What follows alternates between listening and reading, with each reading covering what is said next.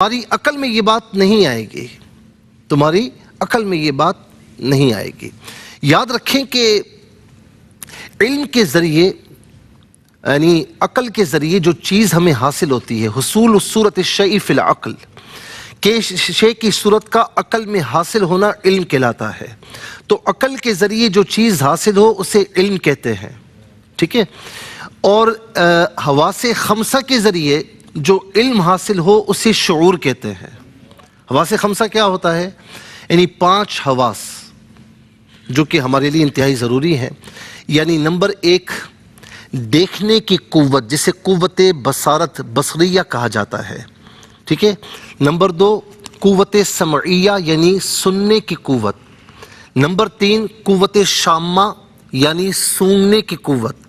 Number 4 قوت لامسہ یعنی چھونے کی قوت۔ نمبر 5 قوت ذائقہ، چکھنے کی قوت۔ یہ حواس خمسہ کہلاتے ہیں۔ تو عقل کے ذریعے جو چیز ہمیں حاصل ہوتی ہے اسے علم کہتے ہیں، اور فرمایا کہ حواس خمسہ کے ذریعے جو ہمیں علم حاصل ہوتا ہے، جو چیز حاصل ہوتی ہے، اسے شعور کہتے ہیں۔ تو فرمایا کہ تمہارا علم بھی وہاں نہیں پہنچ سکتا، تمہارا شعور بھی وہاں نہیں پہنچ سکتا، تمہیں اس بات کا شعور نہیں ہو سکتا۔ جب انسانی پہنچ میں یہ بات آتی ہی نہیں تو اب کیا ہے؟ اللہ تعالیٰ جو ہمارا کریٹر ہے، ہمارا خالق و مالک ہے، وہ فرما رہا ہے نا، وہ فرما رہا ہے۔ تو بغیر کسی توجیہ کے ہمیں اس بات کو ماننا چاہیے کہ وہ زندہ ہیں، وہ زندہ ہیں اپنی قبروں میں، اور فرمایا کہ انہیں اللہ رب العالمین بہت سے فوائد بھی عطا فرماتا ہے، لیکن تمہیں اس بات کا شعور نہیں ہے۔ اچھا، اب شہید کا معاملہ کیا ہے؟ شہید کا معاملہ یہ ہے کہ حضور نبی کریم صلی اللہ تعالی علیہ وسلم فرماتے ہیں، اور کیا فرما رہے ہیں؟ یعنی ایمان تازہ ہو جاتا ہے۔ اللہ اکبر۔ فرماتے ہیں کہ شہید کو اللہ تبارک و تعالی 6 خوبیاں بوقت شہادت عطا فرماتا ہے۔ کتنی خوبیاں؟ 6 خوبیاں۔ نمبر 1، خون کا پہلا قطرہ گرتے ہی اللہ تبارک و تعالی اسے بخش دیتا ہے، اور روح کے نکلتے وقت اللہ تبارک و تعالی نہ اس کی بخشش فرماتا، یعنی فقط اس کی بخشش نہیں فرماتا، بلکہ جنت میں جو اس کا ٹھکانہ ہے وہ بھی اسے بتا دیا جاتا ہے، ٹھیک ہے۔ نمبر 2، عذاب قبر سے محفوظ رہتا ہے، اور نمبر 3، اسے جہنم کے عذاب کا خوف نہیں رہتا۔ نمبر 4، اس کے سر پر عزت اور وقار کا ایسا تاج رکھا جائے گا کہ جس کا یوں سمجھ لیجئے کہ دنیاوی جو یاقوت ہیں یا ڈائمنڈ لے لیجئے، کچھ بھی لے لیں، یعنی قیمتی سے قیمتی ہیرا لے لیں، ٹھیک ہے، جس کی قیمت بظاہر بہت زیادہ ہو، تو فرمایا کہ دنیا و ما فیہا کی کوئی چیز اس تاج کے برابر نہیں ہو سکتی ہے، اس تاج کے برابر نہیں ہو سکتی۔ اور پھر 5واں یہ فرمایا کہ اس کے نکاح میں اللہ رب العالمین 72 حوریں اسے عطا فرمائے گا۔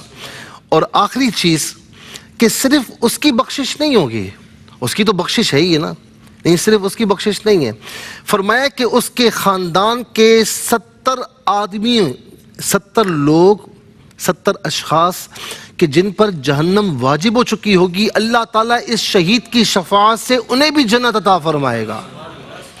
اور اس کا میں حوالہ بھی عرض کر دوں، ترمذی میں بھی یہ حدیث پاک موجود ہے، اور مشکوٰۃ شریف کے صفحہ نمبر 333 نمبر جو ہے وہ حدیث پاک، یہ یہاں پر آپ دیکھ سکتے ہیں، مشکوٰۃ شریف میں موجود ہے۔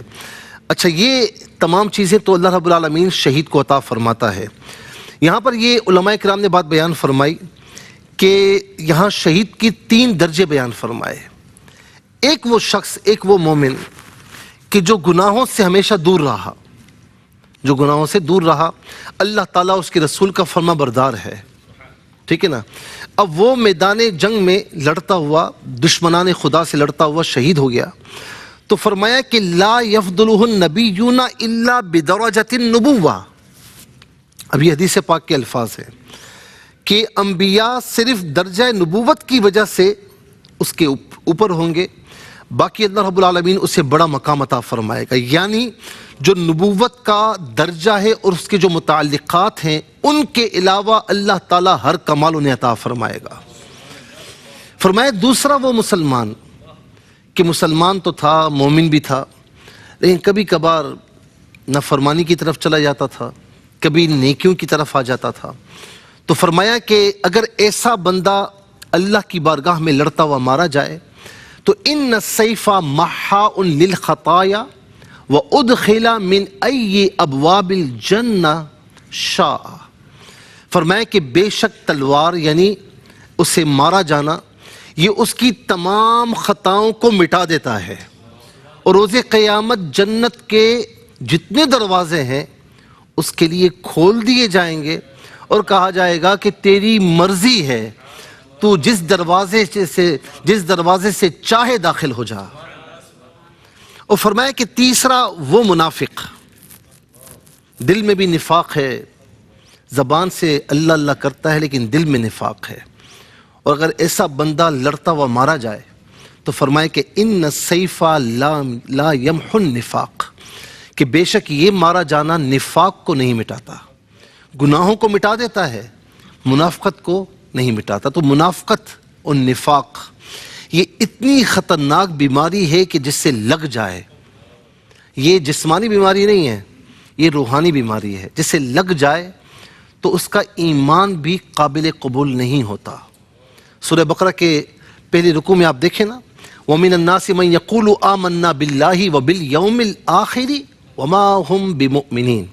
اور لوگوں میں سے ایسے بھی ہیں کہ جو زبان سے کہتے ہیں کہ ہم اللہ پر اور یوم آخرت پر ایمان لائے، میرا رب فرماتا ہے، وہ تو زبان سے کہہ رہے ہیں کہ ہم ایمان والے ہیں، لیکن میرا رب فرماتا ہے کہ وہ ایمان والے نہیں ہیں، ان کا ایمان ہی قابل قبول نہیں ہے، ایمانی معاملات میں ہی وہ منافق ہیں.